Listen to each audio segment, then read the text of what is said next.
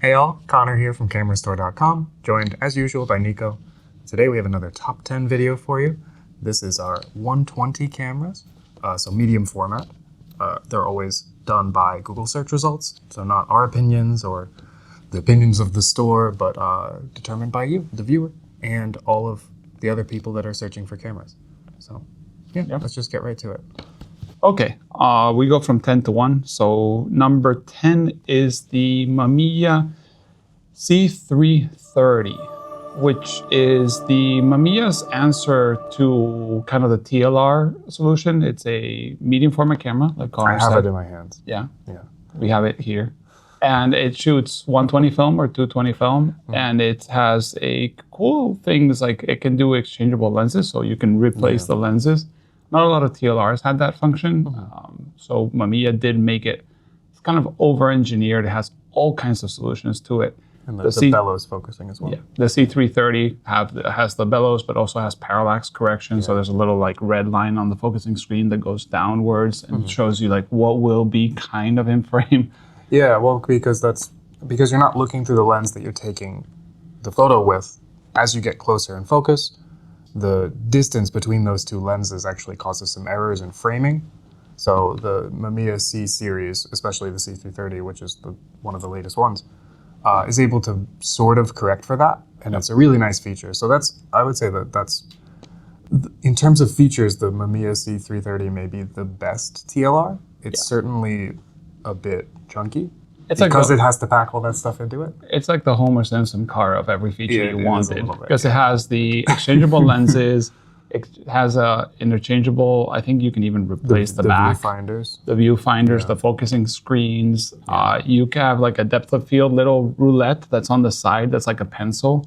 That as you turn it, it gives you the depth of field depending on the lens. Depending on the lens you have, Yeah, very much cool. like the RB and the RZ have that scale on the side, the Mamiya C330.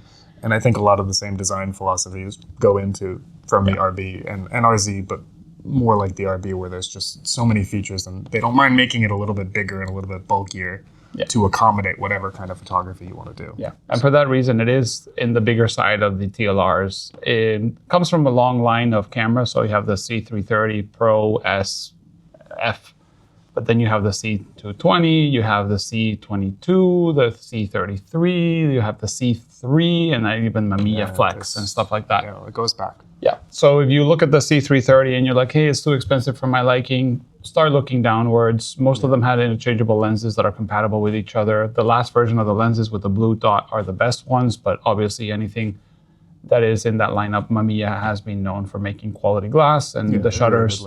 And the shutters are easy to service, so you can get that serviced. You can go from wide angles in a 55 mil to all the way to 180 mil. I think even a 250. Don't quote me on that one, but it is a great lens camera system, and it is a family of products because, like we said, it's very modular. Like the Rolleiflexes of the world are not as modular. No. You have to have a dedicated Rolleiflex for a wide-angle lens, and this is really a system, which is really nice. Yep, but it is on the top 10, and here it is displayed on Connor's hands. Number 9 on the list is the Mamiya 6. You'll see Mamiya is a popular brand in the list, so Mamiya 6. Really one of the companies that really committed to medium format. I mean, they did some 35 millimeter stuff, but really most of their innovation was in medium format. And the 6 is really interesting and cool. It's a collapsible rangefinder camera. So you can see it's super small for being a medium format camera. It's a 6x6 square format rangefinder camera with a few different interchangeable lenses. And I don't know if I can extend it without the... Yeah, you can. Yes, I can. It has bellows on the inside. Yeah, so it has bellows on the inside, and even with a lens, compacting it in like that, it gets quite small, super portable, super easy to bring around with you. Auto exposure on this one, as well as a pretty nice little metering system, so it helps you out. Yeah. It's an easy camera to use. And nice one. And the Mamiya 6 did have a previous Mamiya 6, which was the folder. Yes. Kind of reminds you of a Super Ikonta, something in that lineup. Yeah. But the Mamiya 6 in the newer era looks a lot like a Mamiya 7. And if you want to shoot 6x6 and you want something that's a rangefinder, this is probably one of the best options out there. It has a very simple selection of lenses. You have a 50 mil, you have a 75 and a 150 $50 if I'm not mistaken. And it's just really easy to use. It has the front cap actually holds batteries inside, which is really cool of a feature. Yeah. You've never seen that? It has the battery compartment on the inside of the cap. But yeah, the last version is the MF, which is a multi-format, which I think it can shoot. Oh, yeah, you see? Yeah, that's cool. Show it on the top camera. You can actually put the batteries to have extra ones there. Even though most people store them with a lens inside, so it's not so common. It has the possibility to change lenses mid-roll because it has like a dark slide in the inside, or that like a curtain. It's already pulled. Yeah. So you can see it there, and then when there's you press the button, where is the button on this one? Yeah, here. It opens it. You can see the bellows. So it has a bunch of features that are really cool. Plus, at this age of Mamiya, the glass was the best you could find. Yeah, it's spectacular. The internet can argue about the quality of Hasselblads or whatever you want, but Mamiya 7 and Mamiya 6 glass is probably the sharpest in medium format. And like we said, portable, simple, the light meter is amazing. Yeah. It has all kinds of things. It doesn't have like the modularity of an SLR, but it has the rangefinder features. It has a lot. I mean, yeah, this is taking the same size pictures as the Mamiya that we just talked about, the C330. Which is like Frankenstein. Yeah. And this, one thing I'm forgetting to mention, has central shutters. So it has leaf shutters, so it syncs at all speeds with flashes, which if you've shot on Leicas or things like that kind of have a similar, or Pentax 6x7, you'll know. The focal plane shutter. Yes, focal plane shutters are a pain if you're shooting with flash. So these, even in the studio scenario, an outdoors flash scenario, they have you covered. You can shoot up to 1/500th of a second, darken the sky, anything you want. So yeah, it's really helpful for studio portraiture, for all kinds of things. It does limit the max shutter speed to 1/500th, but it's really pretty usable in most situations. Yep. But yeah, we move over to number 8. We just mentioned the Pentax 6.7. And we have a 6.7 II with us, which is pretty similar, all things considered. A lot more electronics in this one. The earlier 6.7s are more mechanical. They are still electronically driven, but these have some more advanced electronics in them. Especially in the metering. I would say the biggest difference in the Pentax 6.7 II versus the 6.7, we're talking about the 6.7, but I guess they kind of go hand in hand, is the AE prism has spot metering. It has like central weighted, and then the overall matrix kind of level. It's got the different metering modes and exposure compensation. Yeah. So if you buy one, try to get it with this, because it will be a problem. In the earlier version, which is the number 8 on the list, it has a little chain. Please figure out to do the system of changing the lens and the prism in the correct order. Yeah, depending on the model that you have, it can very easily get out of alignment and then break. Yeah. And that is bad. But as the name suggests, I guess we haven't mentioned, it's a 6x7 camera. Yeah. It shoots with interchangeable lenses. It is an SLR, meaning there's a mirror and a prism. There's a focal plane shutter on the back. It shoots 120, 220 film. It has all kinds of bells and whistles. It is an amazing handheld camera. A lot of people love it for that. And the 105 f2.4 is one of the most loved lenses nowadays. I would argue the 90 2.8 is a better bang for the buck. And if you really have a lot of money, the 75 2.8 AL is amazing, and it focuses really close. But if you're really on the lower side of budgeting, go for the 135 macro f4, best lens in the range. Super sharp, focuses really close, and it costs like less than a pack of beer. Like, it's just extremely affordable. A lot of the lenses for this system are quite affordable. There are some very popular ones, and then the ones that are less popular are super easy to get your hands on. You can really build up a kit with this quite quickly, especially the longer lenses. But yeah, I mean, they're heavy. This is a heavy camera, and the original one is even, I think, a little bit heavier. Probably. Because this uses a bit more plastic on the outside. Big old wooden grip you can get that really can help your ergonomics. But yeah, some great cameras. Yeah. Big negatives. 6x7 negatives are amazing, substantial, and really allows you to get exceptional depth with your subjects and a look that's just not replicable with a smaller format. And this camera has a fame for the mirror slap because it hits a lot, but actually the slap is not on the going up, it's on the going back down. So that's where it does the biggest amount. So it's not really going to affect photos. You can usually go with a rule of like 1 divided by the focal length. So if you're shooting 105, 125 of a second, it should be fine. If you're shooting 1/60th, then like lean against something. People like to say the mirror lockup is a feature. I've actually even made videos about that. It's not that big of a deal. Find yourself a cheap one, shoot it, try to get it serviced if you can, and enjoy it. It's a great camera system. And like I said, the lens selection is really nice. Pentax has a rendering that is famous for. The Takumar lenses just render really, really nicely on the out of depth, out of focus areas. But yeah, number 8 on the list.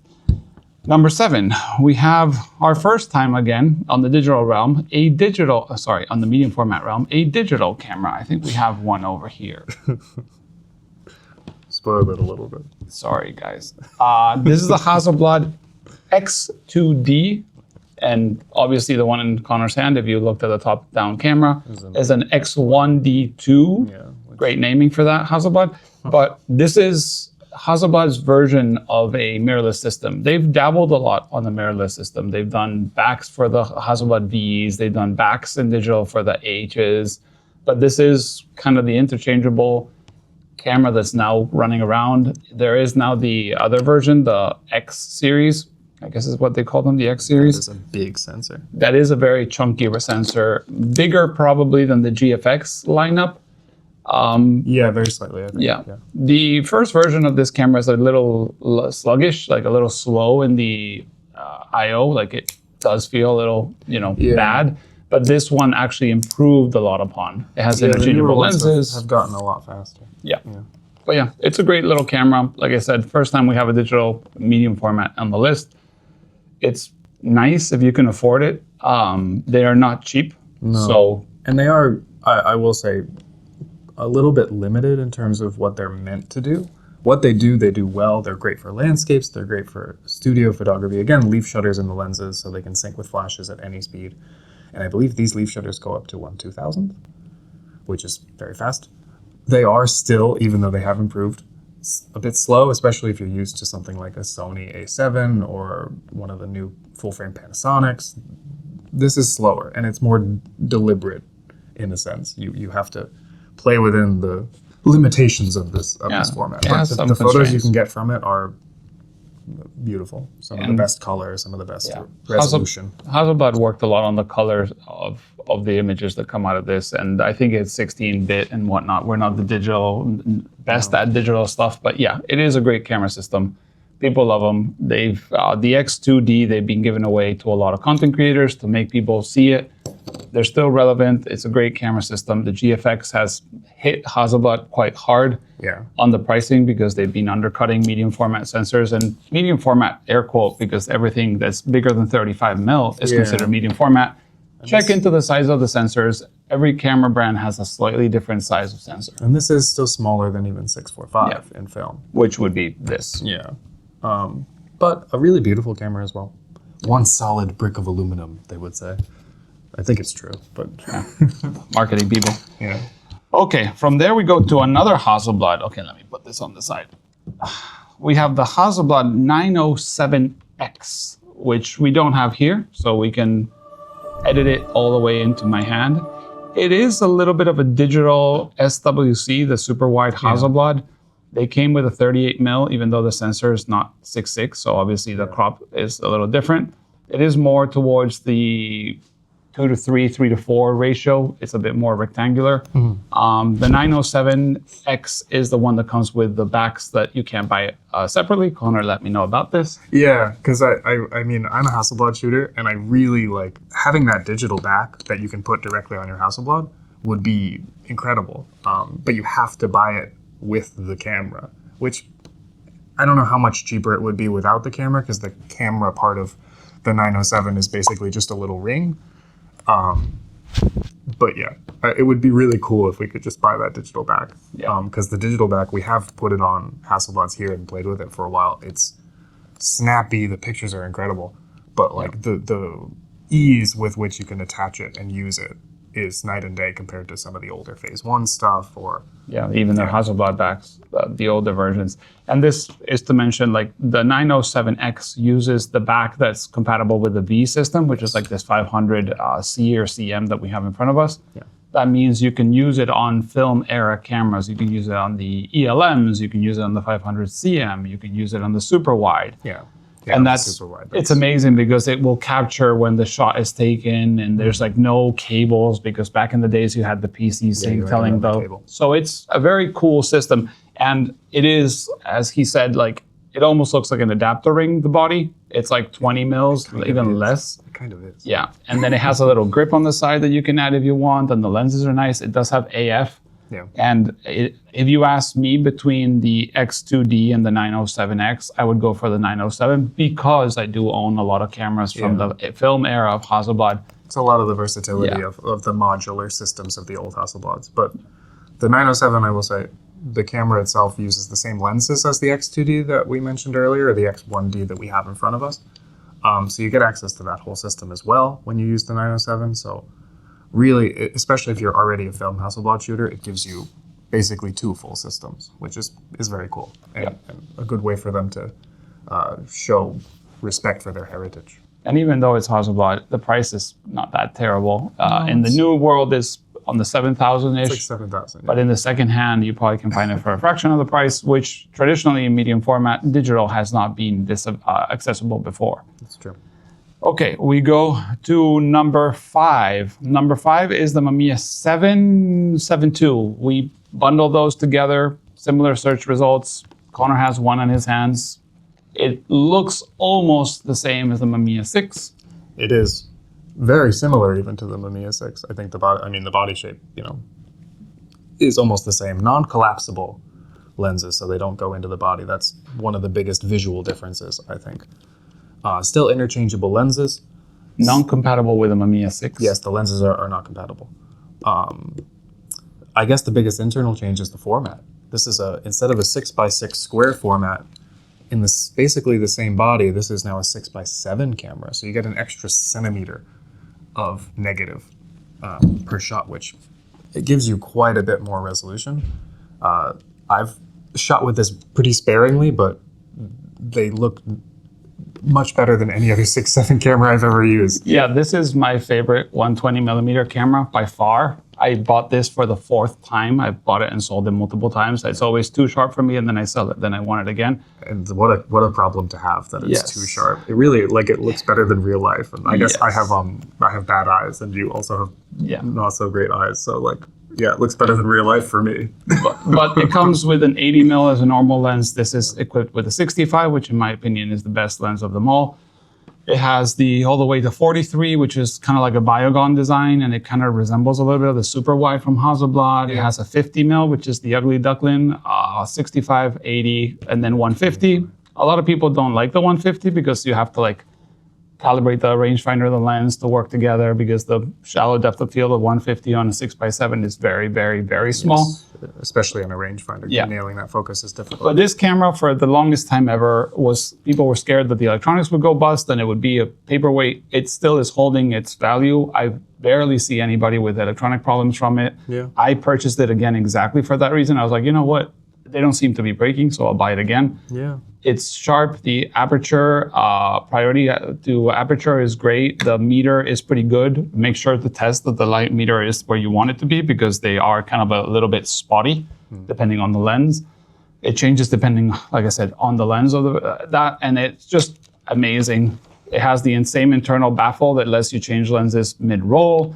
It has the same, it's just sharp, 120, 220 film. This one actually even does 135 film if you want to use the gizmo on it. Yeah. An amazing camera. If you've never heard of the Mamiya 7, I don't know if you're shooting film or not, but it is one of the best cameras out there. A lot of people on YouTube praise it. A lot of people mock it because of the price. It's worth it. It's amazing. If you're shooting a GFX system, or if you're shooting a X2D or the 907X, you probably want to pick this up if you want to try film. You won't be disappointed by the use of it, except for the fact that it's a rangefinder, so you can't see where the focus is. So make sure it's calibrated properly. It does give me very similar vibes to the 1D series in terms of the design of it, at least. Yeah, and we can put it on the overhead camera if you want to see, because Connor had it up there. But these cameras are extremely similar.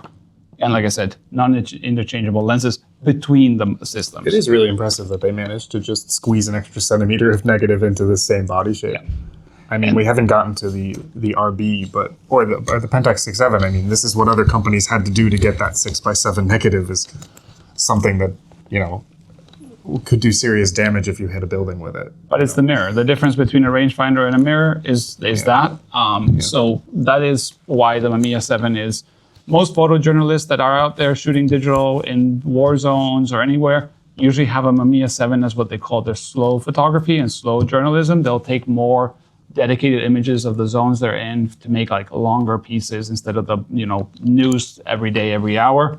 But yeah, I highly recommend the Mamiya 7. I've owned multiple of them, and I will probably not stop owning it anymore. But now we go to number 4, the Hasselblad 500C. And this is interesting. The Hasselblad 500C, which is actually the one we have in our hand, is the first version of the V system. So we had the Hasselblad had been dabbling with the 1000F and the 1600F. I don't know if the F is in the 1600. They were focal plane cameras, but this was the camera that actually made a big difference in Hasselblad. Interchangeable backs, interchangeable lenses, interchangeable viewfinders, non-interchangeable focusing screens in this model, but then they fixed that in the 500CM. This is the camera that still to this day is the Hasselblad camera. And the reason this one is probably up here instead of the 500CM, which is the most regarded one, is the cost. This one is still on the cheaper side because of the non-interchangeable focusing screen, but it's just as much of a camera as the other one. Yeah. I mean, that the big difference between those earlier Hasselblads and this is that they moved the shutter from the back of the body here as a focal plane shutter to in the lens as a leaf shutter, which, as we've said, gives you the ability to sync the flash at all speeds, something that, especially in the studio, super, super useful. It also had a super wide variety of lenses made by Carl Zeiss that are some of the best lenses ever made, even back in the day. It's a 6x6 camera. We haven't mentioned that. And it also accepts 6x4.5. So you can shoot 16 frames or 12 frames. And if you did have 220 film, you could do double that. And really, all things considered, a super small system for medium format and very modular as well. Almost everything can be taken off except for, as we said, the focusing screen on the 500C. That wasn't user interchangeable, so you are stuck with the older screens, which are a little bit dark compared to the newer ones. The 500CM gives you the ability to change those yourself. And that is a big change that they did quickly and then stuck with for a long time. Yeah, and this camera like lived in this shape and basically use till 2000 something. So there's thousands of parts and pieces you can exchange, lenses, you can go from the super wide angle, even fisheye, all the way to a 500 millimeter Tessar, which looks like a small bazooka. You can use duplicators, you can use extension rings. Tubes, Be careful how you do the coupling and uncoupling because you can jam the camera. These are known for jamming every now and then, but there's online videos on using a special tool to unjam it and so on. They have like a sort of talking pole that runs through them, and it runs, if you have From extension the front to the tubes and the lens, it runs all the way down to control the shutter and the camera all at the same time. So if you attach things in the wrong way or something isn't wound properly when you attach it, it jams pretty easily. But once you figure out how to do it, it's pretty easy. It's okay. This with an 80mm classic camera, amazing results. Everybody loves a Hasselblad. I own plenty of them, still own a bunch of them. And like we said, it's modular where you can have the 500V series, but also the super wide uses the same backs. And if you buy the ELM with a motor, you can use the same backs and the same lenses. And if you buy the 907X, you can use the digital back, and you can shoot a digital Hasselblad. Amazing camera. I mean, probably the most recognizable, apart from maybe the Rolleiflex from the medium format cameras. Yeah, I've owned both. I've been chasing, the Hasselblad is my favorite, and I had it when I was younger, and I've been chasing that high ever since, and now I got one for myself again. But I did get more compliments on the street with a Rolleiflex. Yeah, they're prettier and they look a bit more cool. I'll give you that, except for I never get along with them. Okay. That's why I changed. We're back to the top 3 now. We are in the Mamiya RZ67, which we actually don't even have here. But we can talk about its other camera. Let's say top 3, Mamiya RZ67. Electronically controlled Mamiya. It is a modular SLR, shoots 120 film, 220 film, and Polaroid if you wanted to put the back on the back and you have some FP100C that you've been stashing. Lenses are interchangeable. Actually, the Mamiya RZ will take the RB lenses, make sure the lens is serviced, because if not, you will break the internals of the RZ. The RZ has the whole light meter in the viewfinder if you want. It looks exactly like this camera, pretty much. It has bellows, which is awesome. Yeah, I mean, that's a big difference between this and another modular camera like the Hasselblad we just talked about, because the overall shape of this, it's much bigger, but the overall shape is pretty similar to the Hasselblad, but there's a number of differences that make this even more customizable to exactly what you need. So this bellows focusing allows you to focus much closer than a traditional lens helicoid. Depending on the system or the lens you're using, you can get really, really close, like almost dedicated macro lens level reproduction with just a regular lens, which is really cool. And I mean, the bellows, like Connor said, are amazing. This has a central shutter, meaning you can sync with flash. It was a fashion camera in all regards. The RZ was amazing. People loved it. Amazing photographers did amazing. The Windows XP like background image was done with a Mamiya RZ. It's effectively a 7x7 camera because it shoots 6x7 with a rotating back. And we'll talk more about the RB, but that's what RB stands for, rotating back. Interchangeable backs, focusing screens, viewfinders. You can add motors to the RB. It's an amazing camera. It's another one that I still basically own to this day because it's just so good. Well, this is yours, isn't it? This one's also mine. I have way too many cameras. But this is, the RZ is a big camera. It is not really intended to walk around with, and people do nowadays, but it was intended mostly as a studio camera. It does weigh a lot because it has that mirror. It's an SLR. It's big. It's big. It's bigger than my head. Yeah. And that's saying a lot. Okay. No, it's a great camera. The RZ is well regarded. The 110, f2.8 is the favorite of everybody. Again, I recommend the 93.5 as a great lens too. You have the 127 on there. Yeah, this is a 127. They didn't make a 110 for the RB, but the 65 mil LA is great. The 50 mil is great. They also have a fisheye. They also have a 500. It was very much in like fighting range with a Hasselblad, but the 6x7 meant that you could not need to crop into a vertical photo. Back in the day, these cameras were for studios, for magazines, and magazines needed that like 4:5 ratio. Yeah. So 6.7 is better suited and has more film, but you get less pictures per roll. You're getting 10 frames versus 12 frames. So, which for a studio photographer in the, I guess in the 80s with the RZ, it didn't matter. You had unlimited film effectively and unlimited assistance putting rolls into film back so that you could just keep shooting. And by how popular they are, I would say the Hasselblad V series and the Mamiya RB RZ were by far the most used cameras in the studio professional realm. Professionals, Yep. But the RZ is the one that has a bit more blue in it. The lenses have like the blue ringies and all that stuff. Amazing camera, highly recommended, but it is electronic. So you need a battery to operate it. I think it has mechanical speed. Don't quote me on that. It's been a long time since I've used mine, but it is a great, great camera system and very well loved. Do be careful if it's not being serviced, because they are a little sensitive on the angle here when you advance them. If it feels a little tough, try to get it serviced. You can break it forever. Okay, now we go to number 2, the Mamiya 645, which is... That was our number 1 last year. Yep. Yeah, I'm pretty sure. So it's a little bit surprising to see it drop out of first place. I know that we talked, or not last year, last time we did this, it's been a while. We talked about this being at the top because there are so many that all use 645 in the name. There's the M645, the 645 1000S, the 645 AF, AFD, Pro, Super Pro, Pro TL. Pro TL, yeah. So they really stuck with that 645, but did do a lot of iterating on the design. And so that sort of contributes to it being high on the list because it's search result based. So people are searching for all these different models and end up with searching for 645. Yeah, which is the film format they're shooting. It's shooting that 6 by 4.5 centimeters. Normal lens on these is an 80, which is a little bit longer in there. Interchangeable lenses, same. There are AF versions, like Connor said. The later ones are AF. Actually got purchased by Phase One. So if you see the latest AFD and the Phase Ones, they look very similar. But this is a very petite little camera. Some of the versions have interchangeable pretty much everything. Backs, viewfinders, focusing screens, lenses, motor winders, advanced levers.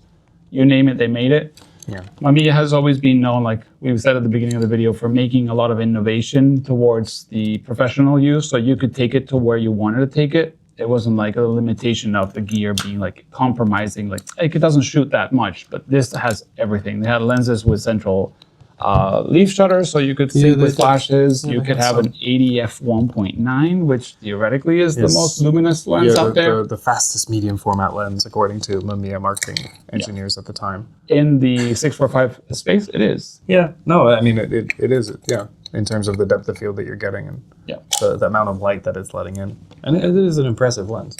And it gives you 16 shots per roll of 120, so that's really nice.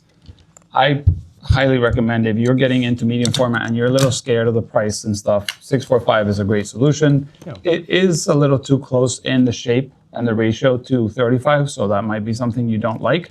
Yeah, the ratio, especially the aspect ratio of it, is very similar. And because it's a much smaller negative than especially maybe 6x7, you maybe won't notice the difference as much compared to 35 as you would with something that's much bigger. I still think it's noticeable. You can tell the difference, but yeah, it is quite similar in terms of the ratio to 35 millimeter. So keep it in mind. And this one is mechanical, so no batteries needed. It can use batteries for some viewfinders and some stuff like that. But it's a little great camera. Like we said, I'm a big Mamiya fan, probably my favorite camera brand of all times. Kind of sad it died, or at least it got purchased by Phase One. But yeah, 645, number 2, no mystery there. Mamiya is amazing. And so many of them, so many lenses out there. Yeah. Very affordable lenses. The 645, anything you want, they make it. They make zoom lenses, they make macro lenses, they made wide angle lenses. Almost everything you want is there. But yeah. Okay, shall we go to number 1? Yeah. Are you ready fiddling around with it? With a sport viewfinder? You can shoot your soccer games with it. Yeah, like no that. Need to look through the viewfinder. Yeah. But number 1, the winner of 2024 Best Medium Format, most searched of all, obviously, the Mamiya RB67, which effectively is the one we were talking, kind of holding last time. This A real one. A real run on the top 10 from Mamiya. We have 1, 2, 3, 4, 5, 6 of the top 10 are Mamiya cameras. Like you said, they concentrate on medium format. Yeah. They delivered a lot of solutions. The RB67 has the RB67, the RB67 Pro, and the Pro SD, or Pro S and Pro SD. Pro S and Pro SD. Yes, they have everything we mentioned above, but they're mechanical, meaning no battery dependency. Only the motor winder backs or the motor backs have batteries in them. So there's a 6x8 and a 6x7. It can shoot 6x8 backs, which is kind of a little bit of fun hack there. Yeah, you're getting 3 formats in one camera, 645, which it can do. Also the RZ, we didn't mention that. They don't have 6.6 back? They do? No, the RZ had the 6.6. Yeah. Okay, well, 3 formats, 645, 6.7, and whichever one I forgot right now. 6.6. 6.8. And 6.8. Yes. But it is an amazing camera. This is the latest iteration. This is the Pro SD. It looks a lot more like the RZ in the sense that the lens looks like a unified lens. The front ring is the same. They're all 77 mils. The front font is even like, actually it looks like the older version. But the back is very square. This camera has the thing that when you shoot, you have to cock the camera and also advance the film back, which if you're used to the RZ, which is a single stroke, it is a little nicer to use the RZ. But this one, it has little fun features where it won't let you shoot if you haven't done that. So it's kind of like, it's good. You know, if you're not very good with cameras, you'll figure out how to use it eventually. But the first time I used it, it was a bit of a surprise as I was an RZ user myself. Show the rotating back. Same bellows as the RZ and the rotating back. Just you hold it and you rotate it. Yeah. And there you go. I really think that's one of the best features, and I mean they named it after that. Because you're using a 6x7 negative that's not square, if you want to do it in portrait orientation instead of landscape, you don't have to do that.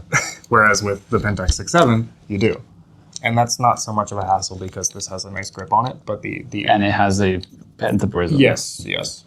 Try doing verticals with a viewfinder like this, and you're shooting like this. You'll see people doing that out there, but yeah, I have seen people do it. Yeah. Yeah, that's mostly with like if you're shooting a Hasselblad and you want to shoot 6.45, you're gonna have to twist it sideways. This, you just twist the back the way it wants you to twist it, and there you go. Now you're in vertical mode. You're shooting the portrait, and then you want to go landscape mode. There you go. In the RZ, you have to like put it on rotation and rotate it. This one, as you see, you can just turn it, and it does the thing. And this one's being serviced, so it's like super smooth and nice. But yeah, number one is this one. Honestly, if you ask me, for 6x7 bodies, probably one of the best values out there. It is completely serviceable. It's still not that expensive. Yeah. And I mean, I know some of our mechanics say, like, if they had one camera for the rest of their life, it would be this, because with the right grease, you can keep it alive. I bought this from our mechanic, so yeah, it's normally a good choice. Yep. But yeah, that's number one. It is cheaper, like I said, than the RZ.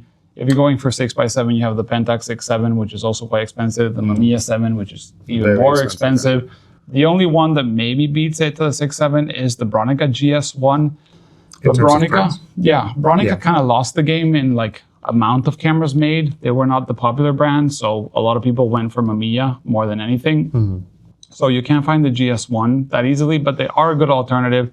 If you like everything you heard about this, the Bronica is basically completely opposite.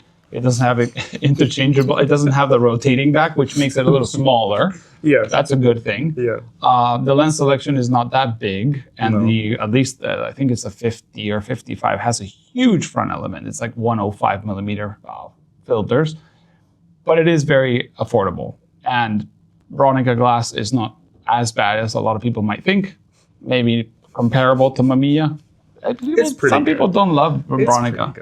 It's pretty good stuff. A Japanese brand. Yeah. They're complicated to service. They're electronic in all ways. The electronics in them are complicated. But it is a fraction of the price of this. So if you kind of like the 6x7, you're like, I like the idea of having modular lens and back and all that, Bronica GS1 is a great one. Mm-hmm. But they're not, like I said, popular. So they're harder to find. Yeah, I mean, there are basically Bronica alternatives to almost every camera we have here. I mean, they even have their own 645 rangefinder that is pretty similar in handling to the Mamiya 7 or Mamiya 6. But and the Hasselblad is the SQ. They have the SQ, they have the ETR, which is a great alternative to the Mamiya 645. I guess it's an honorable mention for Bronica. Yeah, all through the list. Like, there's always a, if you like this, but it's too expensive, get the Bronica. It's the bronies. But yeah, that's... So sorry. So sorry. That's the top 10 for the medium format cameras of the 2024 based on the data, the search you've done. We don't choose which are our favorites. Obviously, we shared it here in our opinions and which ones are not our favorites.